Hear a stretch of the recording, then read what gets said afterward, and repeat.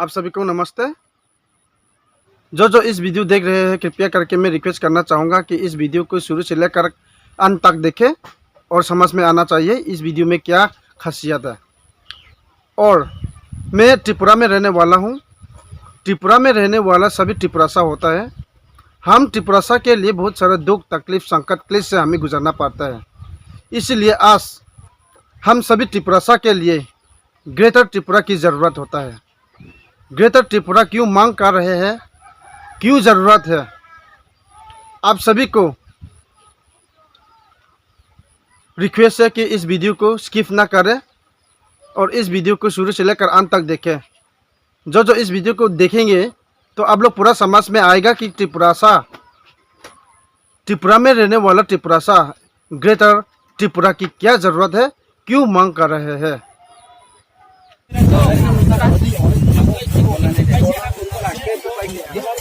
North Tripura Kanchanpur sub division से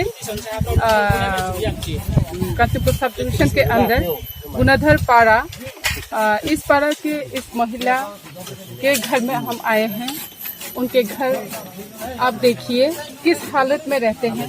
ये भारत सरकार को हमारे आदरणीय प्रधानमंत्री नरेंद्र मोदी जी से मैं अनुरोध करती हूँ और राष्ट्र मंत्री सभी सेंट्रल गवर्नमेंट से सभी से मैं अनुरोध करती हूँ। आप ज़रा देखिए इनके घर के हालत को। ये इस घर में रहने के लायक है भी या नहीं। इस घर में ये लोग, ये बुरी औरत अपने पोती के साथ रहते हैं यहाँ।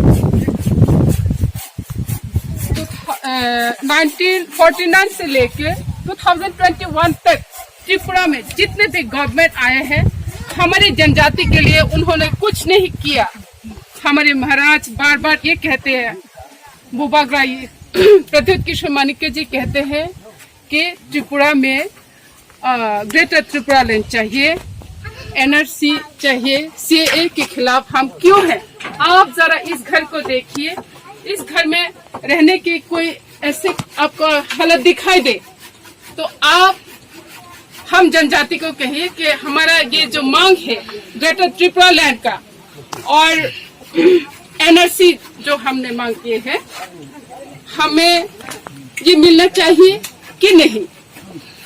अगर हमें ग्रेटर त्रिपुरा लैंड नहीं मिला, हमारी जनजाति की हालत इससे भी और बुरी हो सकता है। आप यूट्यूब में देखिए, रोज रोज हमारी जनजातीय औरतें, बच्चे, जवान लड़कियों को किस तरह से मार दिया जाता है। हर रोज उनके साथ रेप होता है, हर रोज उनके साथ बदसलूकी किया जाता है। इसलिए हम पूछते हैं माननीय प्रधानमंत्री जी से, क्या हमें जीने के अधिकार है भी या नहीं। अगर हम भारत के नागरिक हैं तो हमें हमारे मौलिक अधिकार से क्यों वंचित किया जा रहा है। संविधान में लिखा हुआ है कि हमारे संविधान में जो हमारे अधिकार हमें जो दिया गया, क्या आपको लगता है हमें मिलता है ये अधिकार। गुजर गए कई मंत्रियों ने और सीएम भी रह चुके हैं, सभी ने हमारी जनजाति के लिए कुछ नहीं किया। ये प्रूफ है और भी प्रूफ है हमारे पास। हम इतने पढ़े लिखे भी नहीं और हमारे पास इतने पैसे भी नहीं कि हम आपके पास जाके आपको ये दिखाएं। सेंट्रल से जितने भी लोग आते हैं, वीआईपी लोग आते हैं, सिर्फ अगरतला तक ही रहते हैं। आप लोगों ने इस अली गली में अगर जाके देखेंगे तो तभी आपको पता चलेगा कि हमारे जनजाति लोग कैसे रहते हैं। अब भी देखिए कोविड-19 के इस महामारी सिचुएशन में भी हमारे माननीय मुख्यमंत्री जी गरीबों को चावल दाल तो देते हैं। आप देखिए कितने जनजाति इन गवर्नमेंट फैसिलिटी उनको मिला है। सिर्फ हम अपने लोगों की दर्द समझ के, हम हाउस वाइफ हैं, हम जॉब भी नहीं करते। हम सभी जिसके पास जितने होता है हमने सब उनसे थोड़े थोड़े मांग के आज हम उनको एक घर बना के दे रहे हैं, ताकि गवर्नमेंट ये दे सकता है। इतना भी महंगा नहीं घर, लेकिन फिर भी गवर्नमेंट ने उनको कुछ नहीं दिया, आज तक कुछ नहीं दिया। उनका राशन कार्ड तक APL है, उनको भाता भी नहीं मिला, उनका पति भी नहीं, उनका बेटा भी नहीं। तो हमारे महाराज प्रत्युत कृष्ण मानिक्य जी ने जो कहा कि हमें ग्रेटर त्रिपुरा लैंड चाहिए, जनजाति के लिए Tripura land, greater Tripura land बहुत जरूरी है। ये आप देखिए इस घर को, इस घर को देखिए, इस घर के चारों तरफ देखिए।